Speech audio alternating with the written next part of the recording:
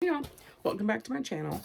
I am going to unbox this July Owl Crate. Yes, I'm a little late. It's fine. And tell you about Chuck Palahniuk's new book, Not Forever, but for Now.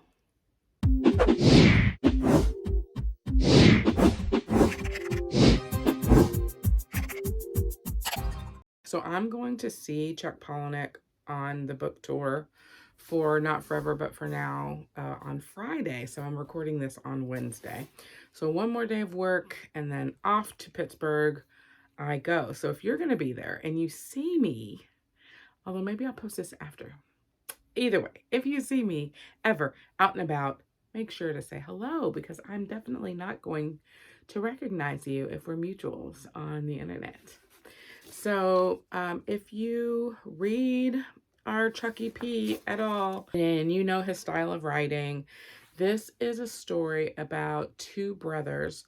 It's primarily told from the perspective, actually it might be exclusively told from the perspective of the younger brother. They are very wealthy and traumatized and all kinds of things. And they have basically decided as a family with their mom that they are no longer going to celebrate birthdays. Whatever age they were at the time that they made this decision, around the time that their dad left, they decided that that's the age they're going to stay forever. So through the course of the book, we know that years have passed and that this person is telling us a story as if he's a child, and he sounds very childlike, but he's actually a grown-ass man. So there's lots of Chuck Palahniuk-esque satire and speaks to society's problems, of course, through these two wealthy brothers who have sex with each other all the time and are basically serial killers with the nannies that continuously kind of like cycle through. Well, they don't really cycle through because they get killed, and various other people who work with the family. I'm really excited to go and see him talk. I've read almost all of his books and have never gotten a chance to go and actually see him speak. So I'm excited for that. Maybe I can find, okay, I'm going to read you this page just so you get a feel for it. Here's another drippy, dismal event that would be lost to memory if not for the arrival of a stranger at our door. A veritable yob, a great British yob, comes knocking. A great shirtless beast he is, wearing only drawstring hospital pants and paper-ward slippers. The whole of him dotted with the blood of prison guards he slaughtered or asylum orderlies. His head is shaved down to his Welsh prickles, and he clutches a flapping sheet of paper. Peering nose close to the paper, he reads, "Is this 1057 Briar Hill Lane?" And before the footman can respond, the great stranger cranes his muscle-knotted neck to examine our natty front hall, and he shouts, "Urethra!" he shouts. "It's your Henry, Urethra. I've come to fetch you." Otto and I watch from the landing at the top of the house. This half-naked bounder is no doubt an escape from some institution for serial killers. He fairly dwarfs the footman. Why, the footman's head hardly comes up to the man's barrel chest of coarse matted hair. A sight Otto can hardly resist, this is. And Otto undoes the top 3 buttons of his shirt and finger combs his hair and bounces on tiptoe down the stairs as if he were a rubber ball. A twee, sprightly boy with lovely hair and lovely bright eyes. The hulking yob sweats. His skin shines oily with sweat despite the chill weather. The sweat only a genuinely mad man can sweat. Goatish sweat, glandular sweat, and he shouts again, "Urethra!" Otto reaches the bottom of the stairs and says, "She's not at home to visitors." The silly footman grows quite pale, what with the brute's great bare chest already pushing its way into the house, and the footman's hardly been in our employ for a few weeks, and already he's caught wind of our household's unsavory reputation. And now he finds himself barring passage to a lout who drips salivate from both corners of his mouth, and who's got one ear off, and whose face is hash-marked with knife scars. Otto excuses the footman, who only too glad to flee to the basement kitchen. Otto turns coy. The lout on our doorstep might not be Pericles or Agamemnon, but he'll do. Otto tells him, the lady of the house is away at present. You see, she's a naturalist. Otto says Mummy is at the beach, bird watching for snowy owls, and he offers to accompany the stranger to locate her whereabouts. The brute shows us the letter with Mummy's fake name forged at the bottom, and Otto rings for the chauffeur. And Otto winks at me and says, Cecil, will you ask Cook to set an extra place at dinner tonight? Otto and the escaped monster motor to the Strand, to the ghost forest, and along the way, Otto says Mummy will be thrilled to have a suitor, because it's been ages since she's done rusty trombone and human toilet, and it's clear Otto's racy talk is stirring up the monster to no end. Mummy hasn't been herself, Otto says, since Daddy went away. In short order, it's just Otto and the monster standing ankle-deep in sand at the edge of the dead trees. They tromp sliding, skidding footprints into that forest of bone-white trunks, those tombstones of standing driftwood broken off at the sky, the seaside muffled by the roar of ocean waves, and the world dappled with mist. The caveman shouts, Urethra! He berates Otto, demanding, I mean to have it off, you know. I was promised that I could have a go. As Daddy and Mummy entered the ghost forest so long ago, Otto and the brute wend their way along the skeletal trees. The sun might be anywhere in the overcast sky. Any direction might be north. Otto knows the way out, but the caveman loses his bearings and asks, Where the bloody hell are we? He slogs after Otto, shouting, Don't you ditch me, you little shit. And Otto feels giddy to be pursued by this staggering monster, who's primed to have a good go. Whatever the outcome, to be stalked by this moronic caveman is a marked improvement over the nursery and Australia films. Otto calls out, Mummy, your Prince Charming is here to meet you. The puffing, slobbering yob stays always one long reach behind Otto. In that, the ghost forest where Daddy disappeared.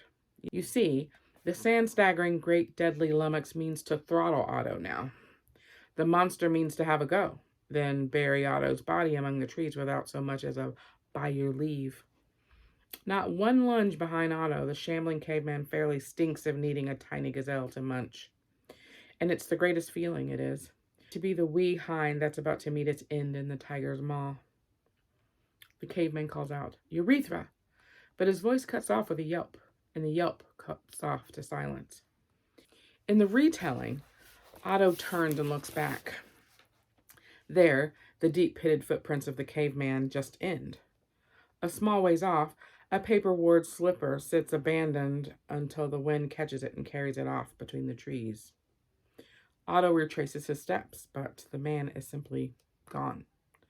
And it strikes Otto that perhaps he's not the wee, twee, bewitching little thing he imagines himself to be. So that's a whole small, they're not all that small, but it's one of the smaller chapters in the newest book by Chuck Palahniuk, Not Forever, but for Now. A book about serial killer brothers living in a serial killer family who are charged with committing some of history's most famous celebrity deaths. And there's a lot of talk of sex in it. Brutal, not nice sex. So do please check your trigger warnings. Okay, so this is July's Owl Crate. The theme is Break the Curse. First things first.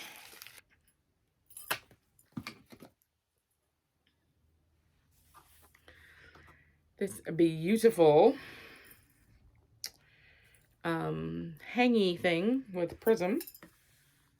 Bring some sunshine into your home with a reflective sun catcher. The item, designed by Teresa Chen and inspired by Violet Made of Thorns, is sure to catch your eye along with the sunlight, creating a new atmosphere into your life.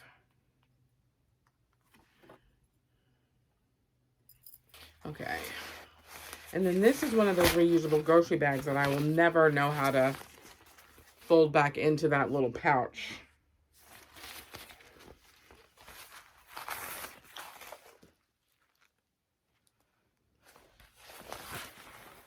No curse can prevent us from being enchanted with the story of Howl's Moving Castle. I also love Howl's Moving Castle. Our stunning, reusable, foldable shopping bag features the favorite Howl and Sophie and is beautifully designed by Anna Guy, maybe it's Anna Wynn Art. Adorable. It's very cute.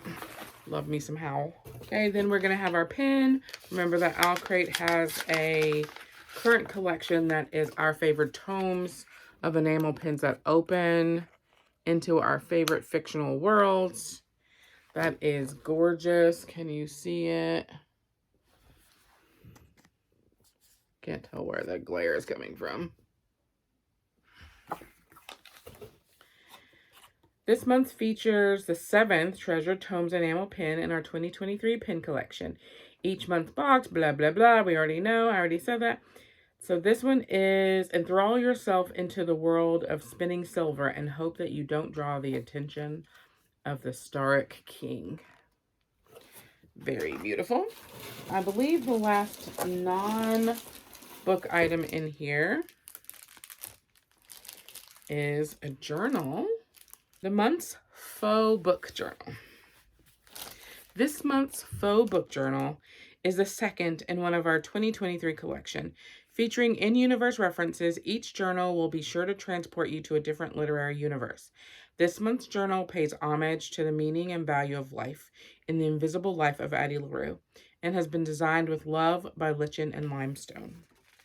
Okay, so we've got a black cover. This is really a rose gold embossing. It says how to live forever.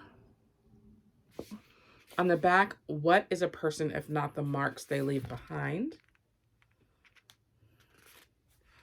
Cover, how to live forever. On the spine, it's beautiful. And it is lined with a flower little thing there, but no other words, I don't think. It is really, really pretty. And so I'm wondering if it says it was the second one.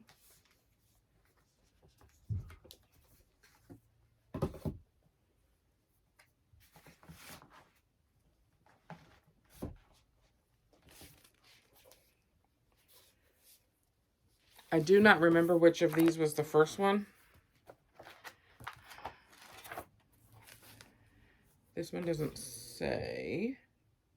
Owlcrate almost always puts their symbol on things. So if it doesn't say Owlcrate, then you can bet that it's not.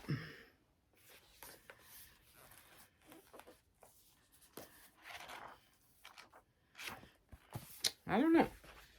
I'll have to look to see. Oh, I bet this is it. It looks very similar in style. Yeah, and we've got the Owlcrate thing here. This one says Starless and Sacred.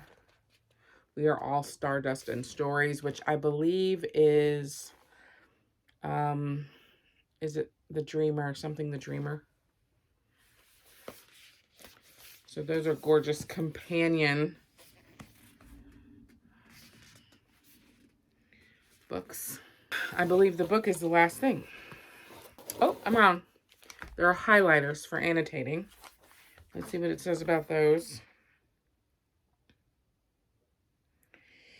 Elevate your reading experience with our fairy tale highlighters designed by Itzaman Shiropa.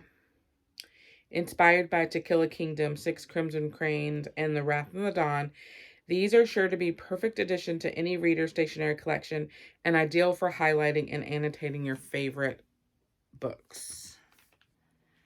So it looks like they have quotes on them. The one that I can see, because it is in a box of all three of them, the one I can see says, "Find the light that makes your lantern shine."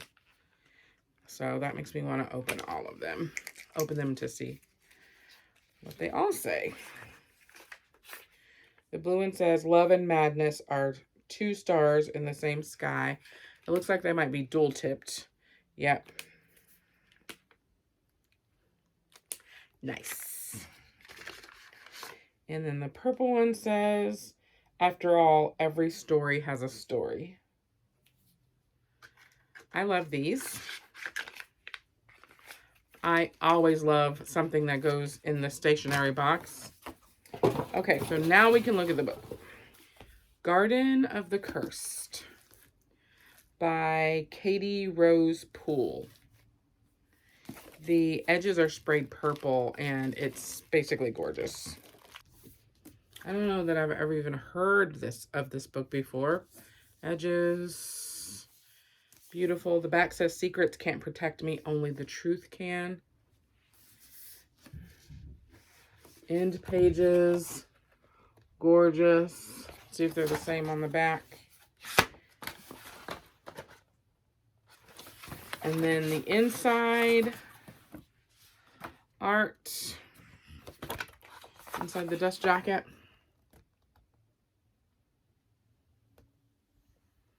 Gorge. Here's the Naked Book, that rose gold embossing. The front says Grimoire by the sorcerer Ilario. And the back says The Ballad of Moon Thief. I fear if I'm not careful, you'll steal my heart too. Here's the back. And the front. That is gorge. The Age of Darkness series is also by Katie Rose Poole, which includes There Will Come a Darkness, As the Shadow Rises, and Into the Dying Light, which, again, I've never heard of any of those or the author, and this book is beautiful. Let's read the thing, and then I gotta go because I can smell the roast downstairs. Since fleeing the gilded halls of Evergarden for the muck-filled canals of the marshes, Marlowe Briggs has made a name for herself as the best curse breaker in Karaza City. But no matter how many cases she solves, she is still haunted by the mystery of her mother's disappearance. When Andreas Fallcrest, Marlowe's old crush and scion of one of Karaza's most affluent spellmaking families, asks her to help break a life-threatening curse, Marlowe wants nothing to do with the boy who spurned her a year ago. But a new lead in her mother's case makes Marlowe realize that the only way to get to the answers she desperately seeks is to help Adrius and return to Evergarden society, even if it means suffering through a fake love affair with him to avoid drawing suspicion from the conniving 5 families. As the investigation draws Marlowe into a web of deadly secrets and powerful enemies, a shocking truth emerges. Adrius's curse and her mother's disappearance may just be clues to an even larger mystery, one that could unravel the very foundation of Karaza and magic itself. That sounds interesting and also completely predictable, which means we have to read it to know whether or not it is completely predictable or not. Katie Rose Poole, author of the Age of Darkness trilogy, was born and raised in Los Angeles before graduating from the University of California, Berkeley, with a degree in history. Currently, she resides in Oakland, California, where she can be found dreaming up spells and prophecies, rooting for the Golden State Warriors, and reading books that set her on fire. Which makes me guess that I'm also going to wish this was adult, so there could be spicy scenes. But maybe I need to not read so much spice if that's the only thing I can think about. Okay, also as a reminder, my book club, the Genre Snaps book club on Discord, find the link in my bio. And for September, the chat is going to be about Mayfly, which I haven't even started yet, but is probably going to be good. We'll see. And I will catch you on the next one.